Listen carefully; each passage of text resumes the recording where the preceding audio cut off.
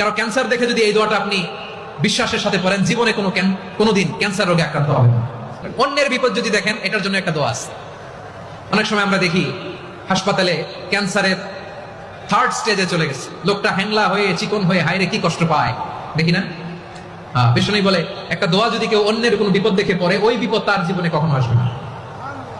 শুনবেন? শোনার আগ্রহ আছে?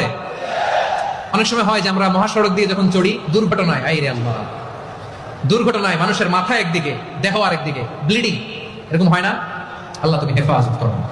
বিশ্বনবী বলেন এই দুর্ঘটনা দেখে কেউ যদি এই দোয়াটা পড়ে, তার জীবনে সে কোনোদিন এরকম অ্যাক্সিডেন্টের সম্মুখীন হবে না। শুনবেন?